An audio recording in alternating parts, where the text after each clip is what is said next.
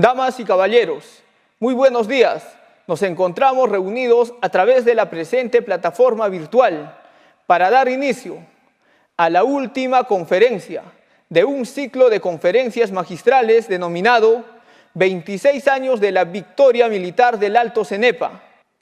A continuación, presentamos la conferencia magistral Desarrollo e importancia estratégica de las operaciones del Alto Cenepa, a cargo del señor general de división en situación de retiro, Roberto Quiabra León, oficial del Ejército del Perú, que participó activamente en esta gesta heroica como jefe de operaciones del Alto Cenepa.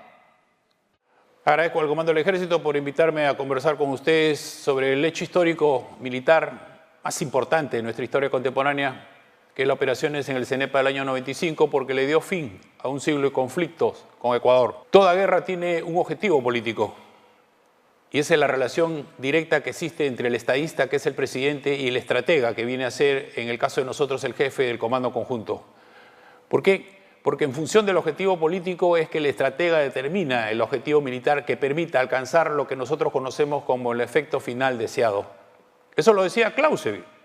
¿Qué es lo que nos dice nuestro general Edgardo Mercado Jarrín en relación a la cordillera del Cóndor y el Ecuador?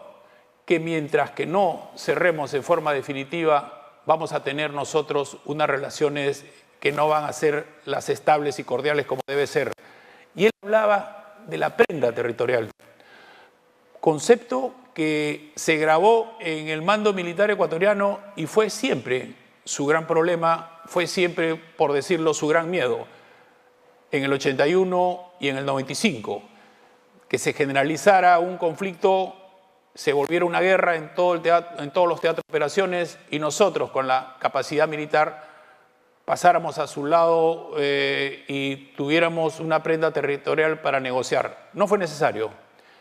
¿Qué es lo que desprende nuestro general Mercado de que después del conflicto de Sarumí del 41 se firmó el protocolo Río de Janeiro del 41? Significaba que con eso debería cerrarse todos los problemas en forma definitiva con Ecuador. Sin embargo, quedaron 78 kilómetros de la cordillera del Cóndor sin demarcar.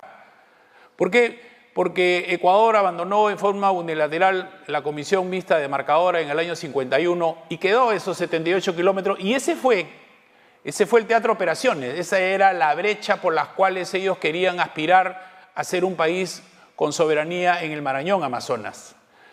El primer conflicto grave que tuvimos fue en el año 78 cuando atacan a la base de Jiménez Banda.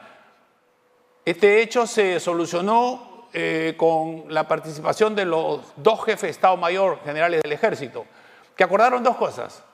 Uno, que las tropas se colocaran a ambos lados de la cordillera como debería ser en forma natural para evitar futuros incidentes y establecer una cartilla con normas de comportamiento a emplear por los jefes de unidad para solucionar cualquier incidente y para también la ayuda mutua. Sin embargo, el Ecuador incumplió este acuerdo de buena fe y aprovechando las ventajas geográficas que tiene, incursionó en los lugares donde nosotros habíamos dejado nuestros puestos de vigilancia y construyó otros cercanos.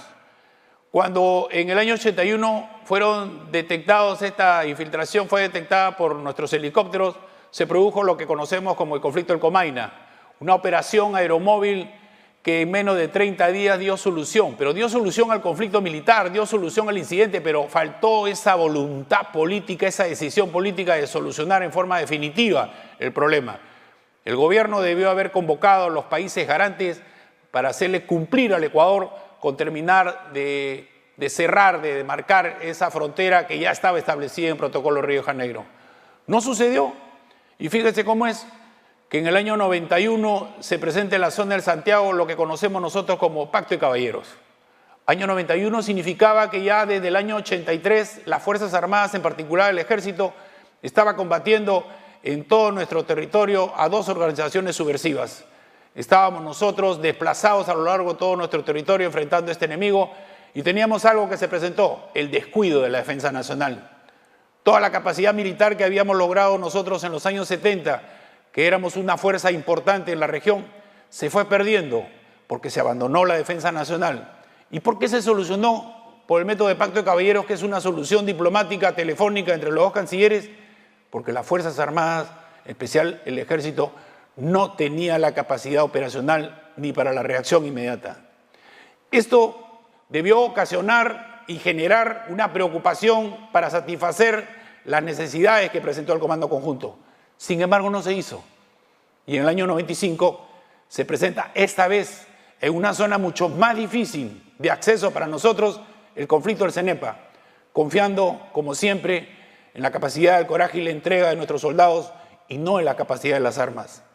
Una ventaja que tenemos que nosotros considerar es que se realizó un teatro de operaciones especial tipo selva, donde la capacidad de las armas disminuye y lo que surge y es el factor gravitante es la experiencia de los soldados y la capacidad de comando de los oficiales. Este es el teatro de operaciones. El teatro de operaciones que comprende lo que conocemos nosotros como la oreja del Cenepa, donde ellos señalaban de que el límite en vista que no estaba demarcado era el límite entre Coangos y Cóndor Mirador, que pasaba por el norte del PB1 y unas bases que nosotros no están en nuestra carta. Fíjese, esta es la carta de IGN nosotros. En nuestra carta no existen nombres. En nuestra carta solamente existen hitos, cotas y solamente la quebrada, nombre de quebradas como la quebrada Fachín. Yo le pregunto a cualquier infante, si a usted le dicen que hay que recuperar Base Sur o Tihuinza, usted me dirá ¿dónde queda? ¿Dónde queda? Es así. Tenemos la mala costumbre de asimilar los nombres que nos imponen porque ellos apelan mucho a su recurso de la doble toponimia como fue el 81. De tal manera que nosotros teníamos que haber tenido conocimiento pleno dónde estaban esos puestos para poderlos atacar. No fue así.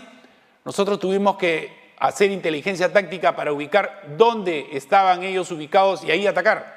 Hay que recordar que ellos han reconocido que después de ese fracaso de la operación Relámpago del 81, se prepararon, escogieron el terreno, lo amoblaron y prepararon a su gente para en un momento determinado aprovechar la situación que tenía el Perú para ejercer un dominio en esta zona y querer que se cierre la frontera conforme querían ellos.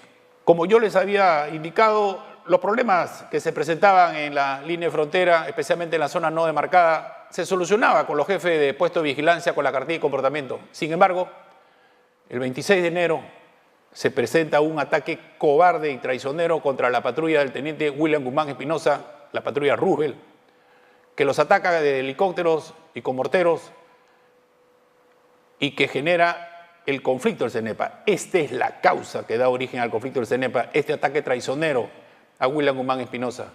Y aquí hay que resaltar lo siguiente, aquí hay que resaltar lo que nosotros aprendemos y enseñamos en nuestros cuarteles: el comando nunca muere. El sargento primero segundo Soto Paz asumió el comando de la patrulla porque también había fallecido el suboficial operador de comunicaciones, segundo Michán. Y él asume el comando de la patrulla, la ubica en una altura para establecer una posición defensiva. Y fíjese cómo es, a pesar de la superioridad numérica y en armas del enemigo, no intentaron atacar y sacar a la patrulla de segundo Soto Paz. Hoy día segundo Soto Paz es un suboficial del ejército que sigue prestando servicios en el Milagro. Un gran ejemplo de cómo nuestros soldados tienen esa virtud, esa capacidad de asimilar la instrucción militar. El comando nunca muere, es algo que nos tiene a nosotros marcado. Y dentro de las tareas que él hizo, otra que es importante, el entierro temporal de nuestros soldados. Fíjese cómo es, cuando tú recibes una buena instrucción, cómo se refleja en operaciones. Esto debe ser un motivo de orgullo para todos los oficiales en la formación de sus soldados en los cuarteles. ¿Qué sucede? De que William Guzmán, cuando sufre el ataque, dio cuenta a Ciro Alegría pidiendo refuerzos. Pero los pilotos conocen muy bien que esta zona permanentemente está en mal estado en condiciones climatológicas y recién, el día 29, pudo salir una cuadrilla en su apoyo. Esa cuadrilla de 2 M8 del Ejército y 2 M25 de la Fuerza Aérea fue encabezada en forma voluntaria por Luis García Rojas, porque nadie conocía la zona, él sí, porque hacía el OH en esa zona. Y él se ofrece en forma voluntaria para encabezar la cuadrilla y sucede lo que no se había presentado hasta ese momento. Por primera vez la artillería antiaérea enemiga hace acción y convierte a su helicóptero en una bola de fuego. Luis García es nuestro héroe nacional del CENEPA y es el patrono de la aviación de ejército. Fíjese, esto hay que tener en cuenta todos nosotros, de que cuando ellos señalan de que esta fue la oportunidad que le ocasionaron una derrota militar histórica al Perú, fue este ataque traicionero del día 26 de diciembre es su éxito militar. Ahí está. Este es la epopeya del CENEPA, es un fascículo que sacó el diario Hoy de Quito en el mismo año 95, justo en el mes de febrero, dando ellos una victoria inicial. Ya habían ganado. Pero ¿qué cosa ganaron? Ganaron el ataque traición. Y esto lo reconocen. Lo reconoce el general Moncayo cuando lo entrevistan y dicen: las patrullas peruanas infiltraron fuerzas hacia la cabecera. Fue a ellos a quienes nosotros desalojamos. Y esto fue una declaración que hizo en la revista Somos del Perú, del Diario de Comercio del Perú, cuando se cumplían los 15 años. Igualmente, a los 22 años, el comandante general del ejército ecuatoriano señala, porque ellos celebran el día de la batalla del CENEPA, la celebran el 26 de enero. O sea, el ataque traicionero lo celebran ellos el 26. Nosotros celebramos el 22 de febrero, ahora vamos a ver por qué. ¿Qué dice el general? Dice que nos permitió obtener la victoria más importante en la historia de las Fuerzas Armadas. Qué vergüenza nos daría a nosotros que sintiéramos orgullo por un ataque traicionero. Qué vergüenza tendríamos nosotros de enseñar el conflicto del CENEPA en nuestras escuelas, diciendo de que la gran victoria que obtuvimos sobre el rival fue el ataque traicionero. Al conocer el ataque traicionero que tuvo la patrulla Rubel, hay que recordar que la patrulla del BIS 25 había pasado Navidad frente a frente con las patrullas ecuatorianas en lo que se conoce como la Cueva de los Tallos.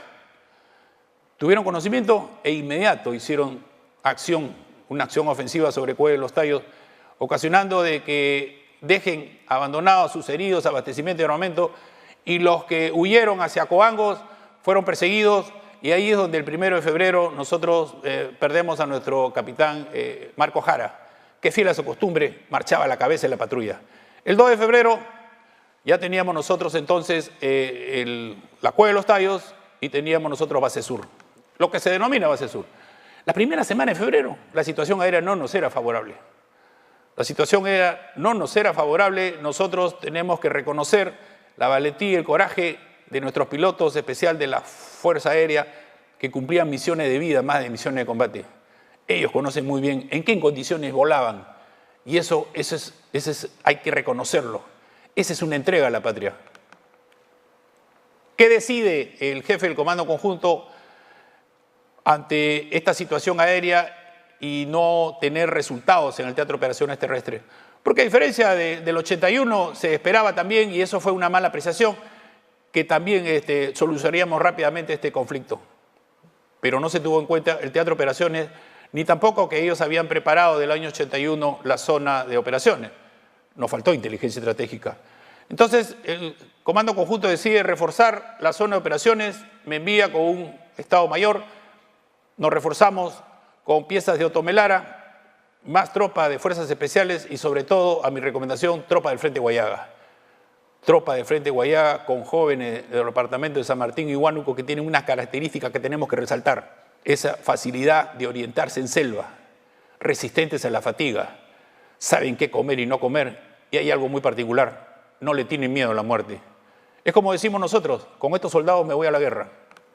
Cuando llego yo a Ciro Alegría, los pilotos lo primero que me dicen es de que había un serio peligro entre Ciro Alegría y el PB1, que era la única ruta aérea, era Cóndor Mirador. Porque Cóndor Mirador es una entrante, una penetrante, que bastaba que el enemigo colocara un par de tiradores antiaéreos y nos bajaba un helicóptero y nos cortaba el único eje aéreo y el único eje de llegada hacia el PB1. Entonces, nosotros teníamos un batallón que había llegado de Huancayo, el batallón 32, con el comandante Aceijas, y le di la orden delante de los pilotos de que me diera protección al flanco. Protección al flanco que pidieron ellos del inicio del conflicto. Eso lo aprendemos en la Escuela de Infantería de grado de teniente, capitán y en nuestra Escuela de Guerra. Aquí hay que aplicar la doctrina. Protección al flanco que le dio la tranquilidad a los pilotos, porque los pilotos después comenzaron a entrar, pero cuidándose, volando como ellos están acostumbrados y lo distinguen los pilotos peruanos al ras, y lo más abiertos posibles para evitar de que desde Cóndor Mirador tuviéramos nosotros un percance. Pero el enemigo nunca tuvo la valentía ni nunca tuvo la intención de hacerlo porque sabía lo que se exponía. ¿Por qué? Porque hay que tener en cuenta que en una guerra también hay restricciones políticas y nosotros teníamos restricciones. No podíamos atacar ni Base Sur, ni Cóndor Mirador, ni Coangos para no aparecer como agresores. Lo otro que se hizo cuando llegamos al PB1 fue consolidar Cueva de los Tallos y consolidar Base Sur. Se había tomado, pero no lo habíamos consolidado, es algo que también nos enseñan en nuestros cursos. Entonces consolidamos con 2 batallones, un batallón Cueva de los Tallos, otro de Base Sur, porque estábamos a 20 minutos de Coango. Fácil ellos hubieran bajado unas patrullas y lo hubieran retomado. Tuvimos nosotros el ingreso de personal de tiradores antiaéreos FAP, que bajamos un A-37, hay un Mirage, hay un Kafir, que también no se sabe si fue o no, porque tenemos conocimiento que pilotos israelíes mercenarios volaban los aviones ecuatorianos. El regreso de la patrulla con Paz Soto, el regreso de la patrulla. Él lo que hizo fue cargar todo el armamento, cargar todo el equipamiento, se abrió hacia el otro lado del CENEPA y después de 15 días llegó al PB1. Nos levantó la moral porque era una patrulla que nosotros la considerábamos como desaparecida y fue el ejemplo que yo les digo de segundo Soto Paz. También los Soto Melara que tuvieron una primera intervención, esas piezas de artillería que la podemos transportar por helicóptero.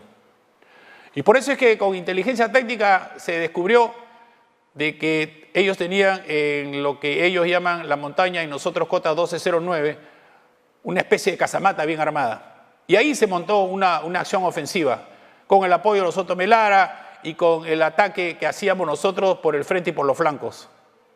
Es así que los expulsamos de la zona y al día siguiente se decretó el cese de fuego unilateral. ¿Qué cosa es lo que dice el jefe del Comando Conjunto Ecuatoriano sobre esta acción? Dice que los días 10, 11 y 12 fueron donde hubo todo el ataque con todas las fuerzas peruanas. Efectivamente, llegamos nosotros y con todas las fuerzas logramos la inteligencia táctica que nos permitió hacer esta acción ofensiva sobre cota 1209.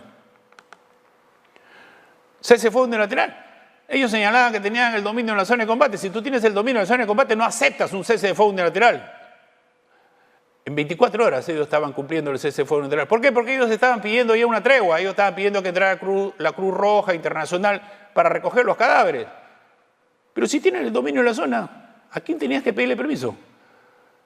Ellos no tenían ningún dominio de la zona.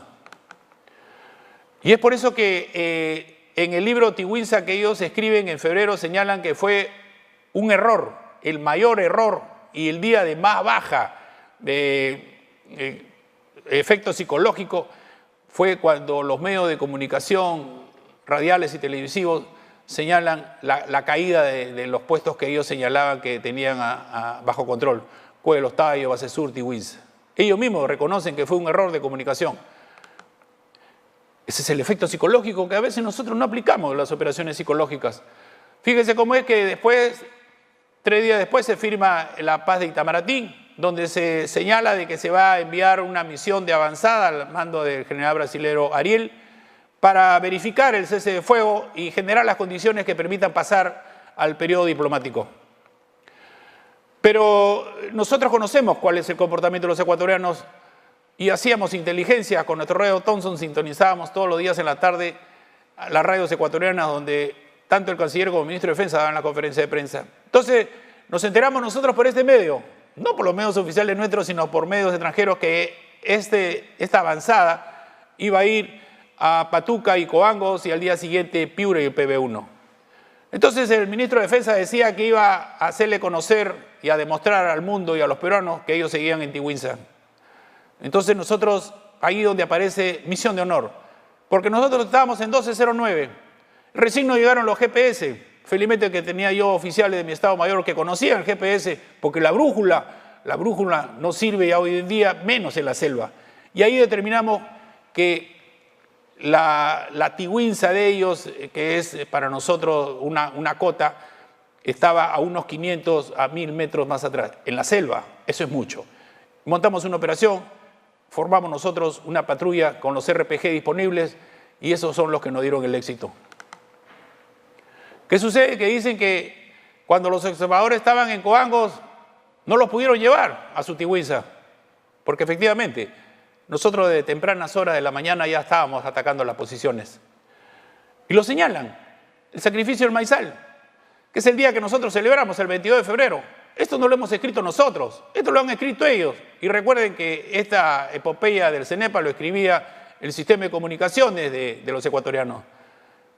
Y lo que ellos han escrito es la realidad. En ese día tuvieron más bajas que en todos los días del conflicto. Y encima nos acusaron por utilizar gases tóxicos y lanzallamas. No, eran los RPG. Y para aquellos que en el Perú, esos analistas de escritorio que no conocían de dónde queda el PB1, señalaban que no habíamos llegado, dice Gatiguiza, el gráfico para un infante, para un militar, es más claro, dibujado por ellos. El maizal está al norte de Tihuinza. Y ahí está, en el gráfico que ellos tienen.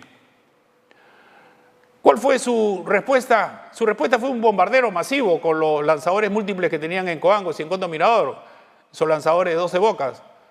Y comenzaron a lanzar. ¿Por qué? Porque el presidente de la República, el nuestro, ya estaba en la zona. Entonces ellos dijeron, si a nosotros no nos han dejado ingresar a los observadores a lo que nosotros pensábamos que teníamos dominado, a ellos tampoco lo vamos a dejar. Y comenzaron a bombardear.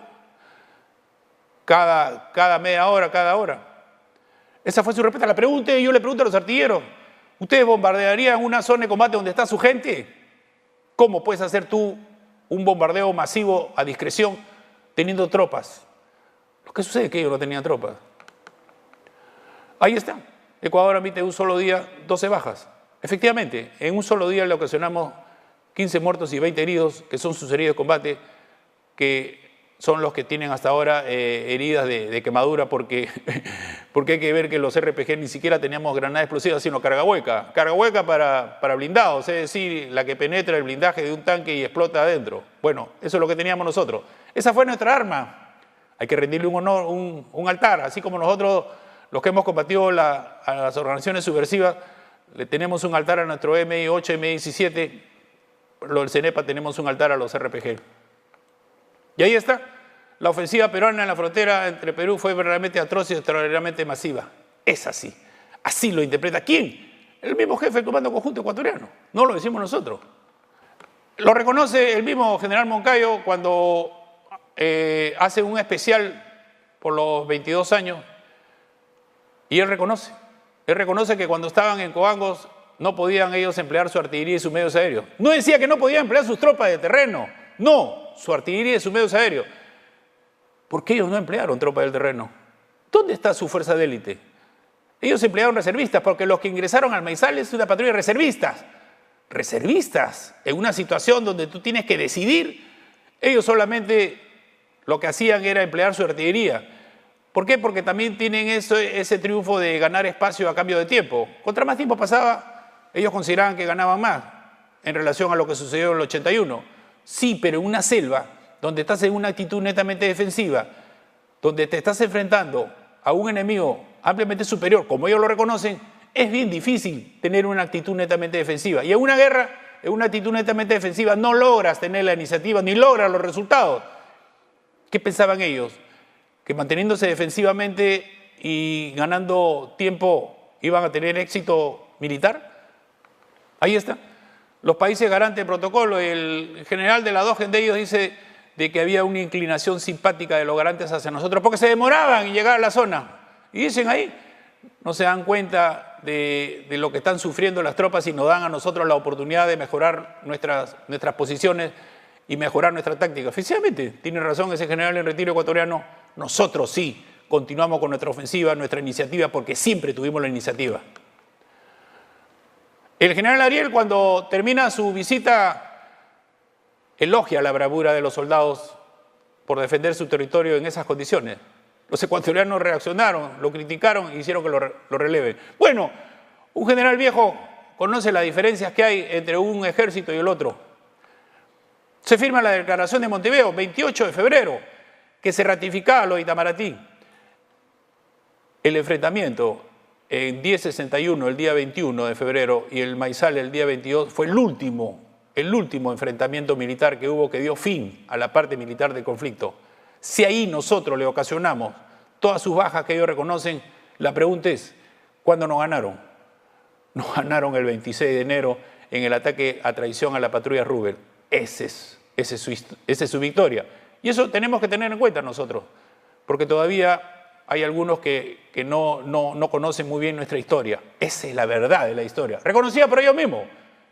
Lo que yo les estoy diciendo son argumentos ecuatorianos, no nuestros. Aquí está. Empezamos nosotros con el ataque a la patrulla en la quebrada Fachín, vino Cueva de los Tallos, Base Sur, La Montaña, 1061 y el Maizal. Ahí terminó la parte militar del conflicto. Lo que vino después fue la presencia de la MOMEP, lo que vino después fue el periodo diplomático.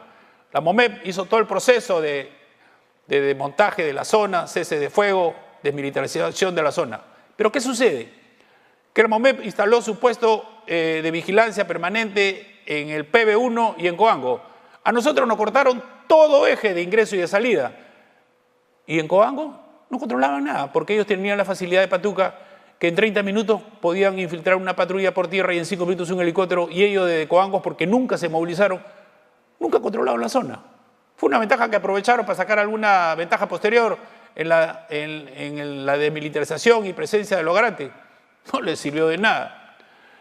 Lo que hay que ver es que ellos han generado problemas durante todo el conflicto en la zona no demarcada.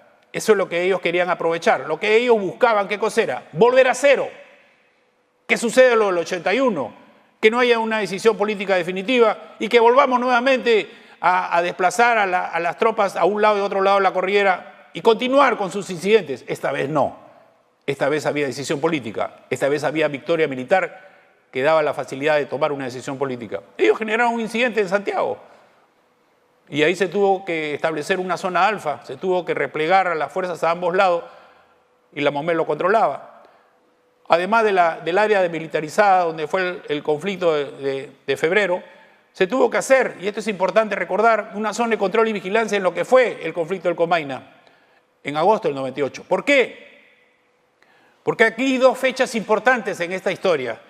Una es que ya en mayo, dentro del proceso de negociaciones a cargo de los diplomáticos de ambos países, se formó un equipo de peritos de los países garantes. Y estos peritos emiten las opiniones pareceres. Y en estas opiniones pareceres, que había que mantenerse en forma confidencial, pero era vinculante y fue determinante, le daba la razón al Perú. Es decir, que tenía que terminar de marcarse esos 78 kilómetros según el protocolo Río de Janeiro y Fallo Díaz de Aguirre. Los ecuatorianos, al tomar conocimiento de esto, ya habían perdido su victoria militar el 22 de febrero y aquí se les terminaba su mito amazónico.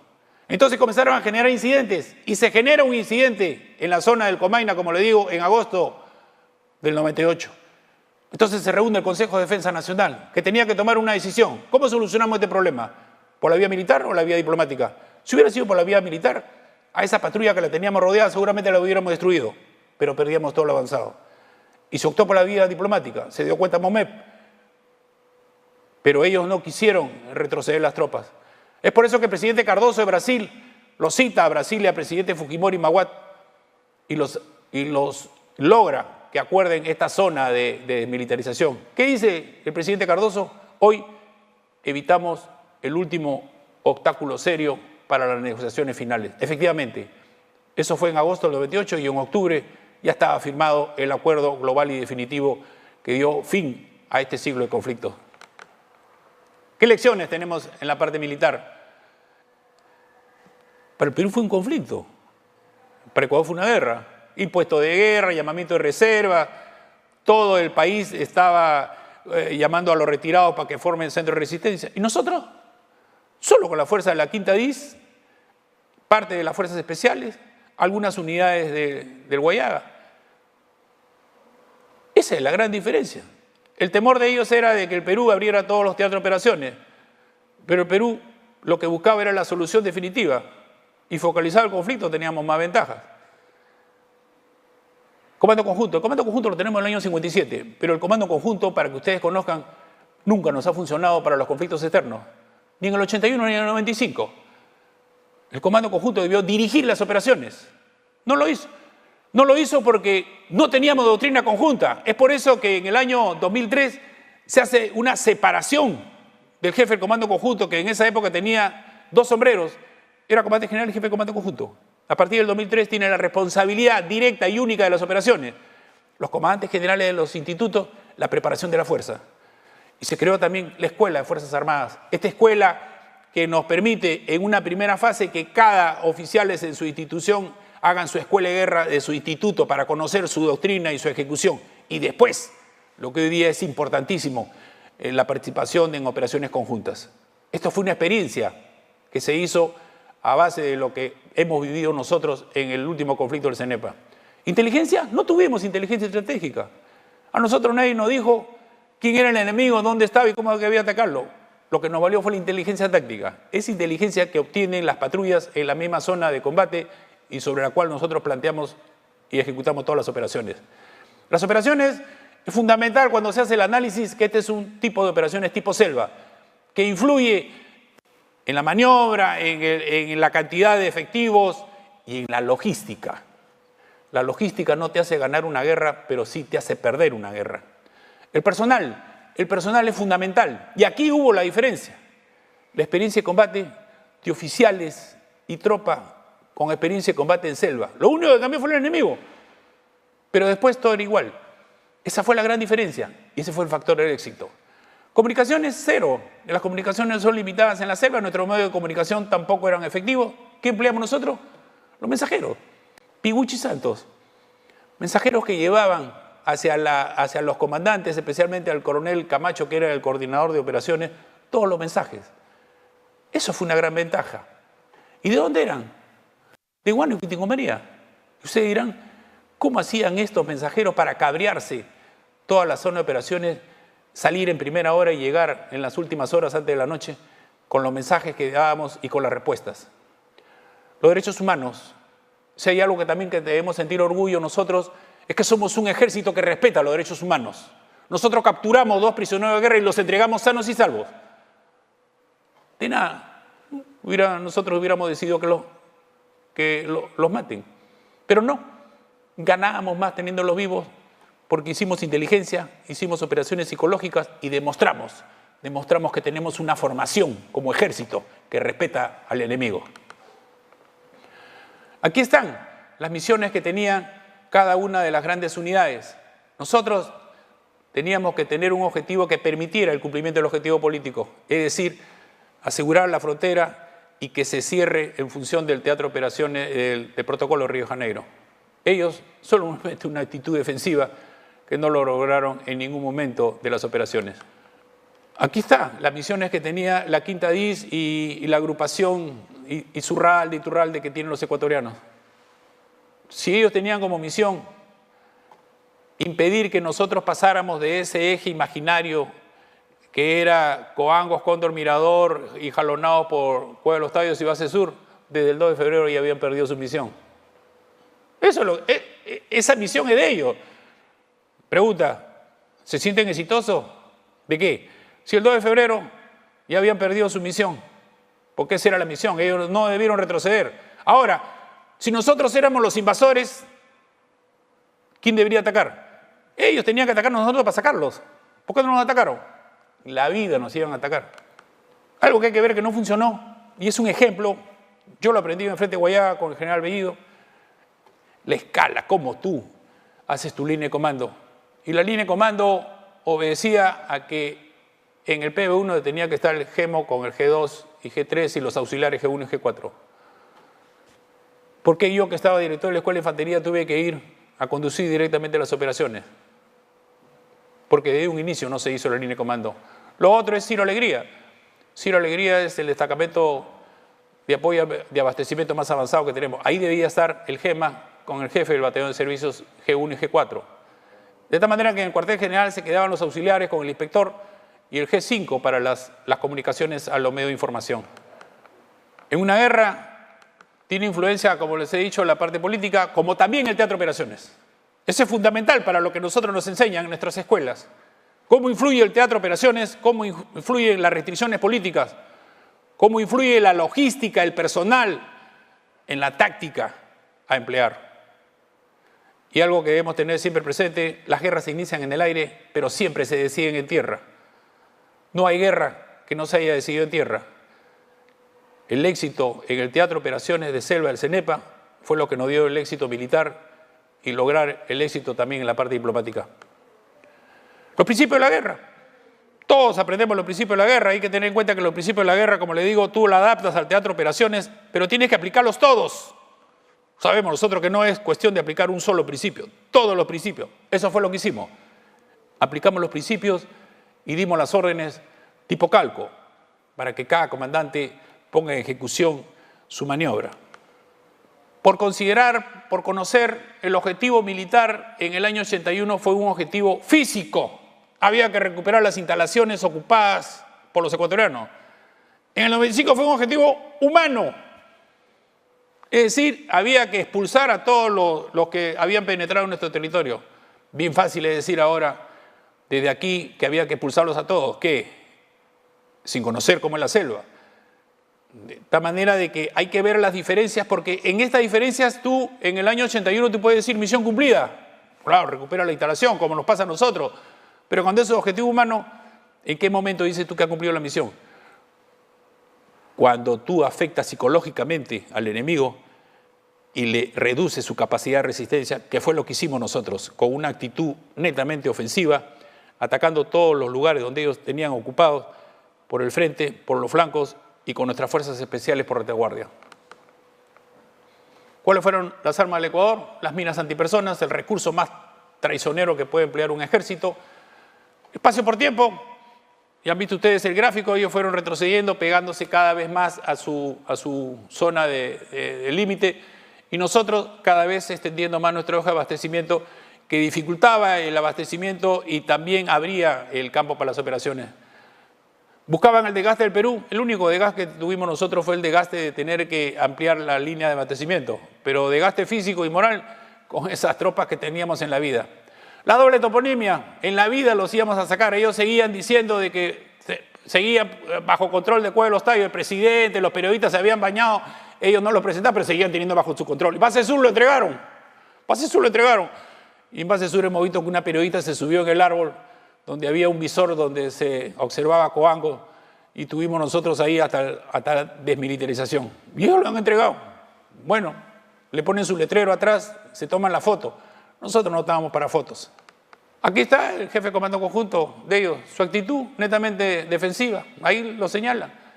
Pero una actitud defensiva se gana tiempo y economía de fuerza, pero no se lo logra la decisión. No se logra la decisión. ¿Cuándo has visto tú que defendiendo te vas a lograr la decisión? Ahí está.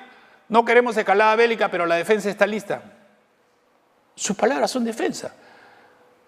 Ese fue su planteamiento y ese fue su gran error. Porque al error físico viene el error psicológico. Porque más los impactó a ellos psicológicamente demorándose en el tiempo estar en esta zona que a nosotros. Porque nuestra gente tenía experiencia en combate en selva. Ellos no. La operación psicológica es fundamental. Después que yo presenté al presidente de guerra, Chalá, dando pena, en Ecuador cortaron la señal de cadena sur. Y después, si ustedes leen el libro de Tigüinza que escribió el ministro de Defensa Gallardo, que lo conocí 2 años antes, él habla de que se iban a enfrentar a unas tropas fogueadas que venían prevalidas de la fama de haber derrotado a organizaciones subversivas, las más letales que hay. Pues la arenga que le hace el ministro de Defensa es decir, mira con quién se vas a enfrentar. Lo único que faltaba decirle cuando vea a un soldado peruano pide un autógrafo. Lo dicen ellos. La batalla de la desinformación es la que siempre perdemos. Nosotros siempre perdemos la batalla de la desinformación. Lo perdimos en el 81 también. Fíjense, los infantes sabemos que en combate en selva no hay un objetivo que tú captures y digas, o área vital que tú digas, aquí ya lo conquisté, gané la guerra. No hay un objetivo en la selva que tú digas, de este objetivo yo controlo todos los ejes. No hay. O sea que todo era una ocupación física, simbólica y obligada por los medios de comunicación. Pero ¿sabe qué? No tenía ninguna ventaja operacional. Imagínense ustedes colocar a nuestras tropas, ¿qué cosa? Tipo centinela, por el frente hasta donde llegue el árbol, por el este el árbol, el oeste el árbol, el otro el río que pasa por ahí. Entonces, aquellos que hacen análisis operacional sin conocimiento son los que señalan cosas que no corresponden. Fíjense, esta es la visión. ¿Ustedes creen que si nosotros, este es Tiwisa, con el maizal, no es un destacamento, es un despeje de terreno que cultivaban ellos yuca, plátano para llevarlo a los puestos de vigilancia de Patuca? ¿Ustedes creen que si nosotros hubiéramos dicho, ya llegamos, aquí estamos, ¿qué dominábamos? Nos exponíamos a un bombardeo masivo. Eran bohíos, no destacamentos. ¿Quién lo dice? El general Gallardo, el ministro de Defensa en el libro Tiwisa. Lo reconoce Moncayo, el jefe de comando conjunto, que dice que eran 2 lugares sin ningún valor. ¿Cómo? ¿Y cuáles son los destacamentos militares? Porque si usted dice destacamentos de base sur, destacamento Tiwisa, ¿cuál destacamento? Algo que es fundamental y por desconocimiento del Teatro de Operaciones no se hizo bien fue el apoyo administrativo. No hubo el apoyo administrativo conjunto, solamente el apoyo administrativo del ejército. Y salía el Antonov con una carga de 5 toneladas, llegaba al Milagro y había que hacer 5 cargas de 1, o a Chumbo o al Milagro, al Valor.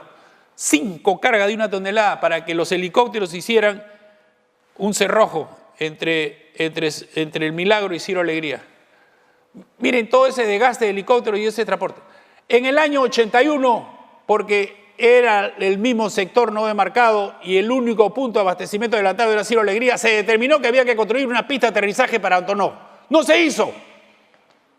Fíjese si se hubiera hecho todo el ahorro que hubiéramos tenido nosotros en horas de vuelo. Recién se hizo cuando yo ya estaba abandonando la zona. Ahora ya existe, después del conflicto. La pregunta que nos hacemos es si eran tan superiores, si tenían esa ventaja operacional local, ¿por qué no cerraron?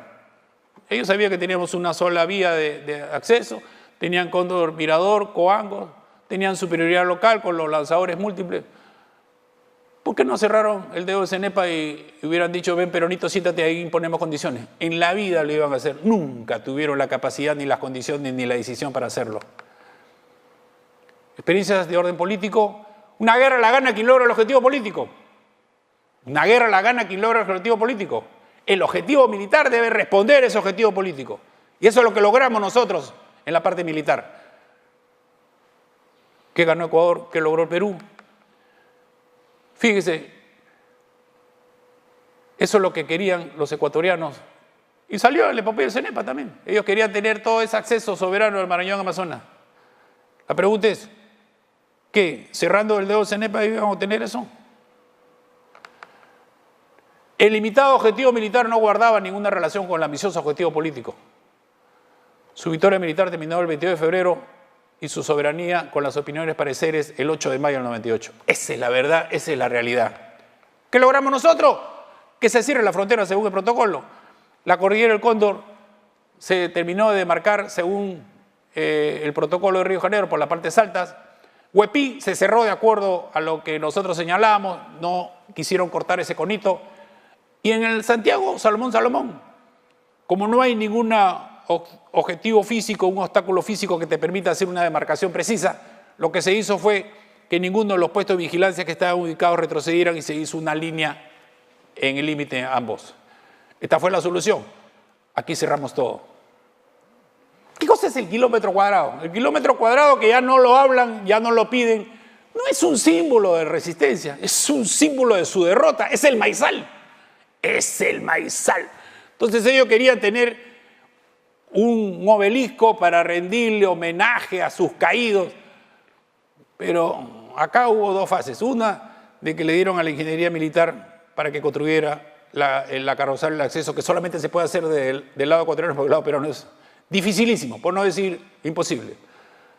Los países garantes y los países que siempre apoyan dijeron que iban a financiar esto. Nunca lo hicieron. O sea que esta carretera para llegar a ese kilómetro cuadrado en el 3000, me lo cuentan. Pero este es el kilómetro cuadrado, sin soberanía, solamente para acciones de rendimiento de culto a sus muertos. Pero no fue un símbolo de resistencia donde ahí quedaron, no. Es un símbolo de su derrota. ¿Qué dice el periodista Alexis Valencia de la revista 15 Días? En el año 98, dice, este esfuerzo hecho por este gobierno de extraer tanto, lo único que ha servido es para avanzar, no ha servido para avanzar un solo centímetro hacia el Amazonas y apenas para escenificar una victoria de fantasía. Efectivamente. ¿Qué lograron? ¿Qué dice Nebot? Es uno se ha hecho famoso ahora por participar en la solución de la pandemia en Guayaquil. Lo más triste es que se pretenda obligar al país a que se caiga en la humillación de firmar en escritura pública de propiedad privada no soberana. Ello quiere decir que estamos reconociendo por nuestra propia voluntad que Tigüinza es de soberanía peruana, lo que equivale a decir que en el 95 Ecuador invadió el Perú. Ecuador invadió el Perú. ¿Qué dice el jefe del Comando Conjunto, Moncayo? La paz que se obtuvo fue con los tanques peruanos amenazándonos. ¿Los tanques peruanos? Pero sí fue en la selva. ¿Qué tanques? Una paz impuesta por la fuerza. ¿Y cómo no habían ganado? Una paz en la cual nosotros conseguimos todo y no recibimos nada. ¿Verdad? En la negociación Perú ganó todo y Ecuador perdió todo. Lo que se gana en el campo de combate no se pierde una mesa en negociaciones. Eso lo sabemos nosotros por historia. ¿Quién que haya ganado una guerra no ha impuesto condiciones en la mesa de negociaciones? Estos son nuestros héroes. Estos son los que han dado su vida y son de nuestra generación. Debemos sentir nosotros el orgullo que personas de nuestra generación que ingresan a la carrera de las armas están dispuestos a arriesgar y dar su vida por la patria. Damas y caballeros, de esta manera finaliza la conferencia magistral Desarrollo e importancia estratégica de las operaciones del Alto Cenepa. Damos por concluido el ciclo de conferencias magistrales 26 años de la victoria militar del Alto Cenepa. Agradecemos de manera especial la participación del señor general de división en situación de retiro, Roberto Quiabra León. Asimismo, agradecemos vuestra gentil participación. Muchas gracias.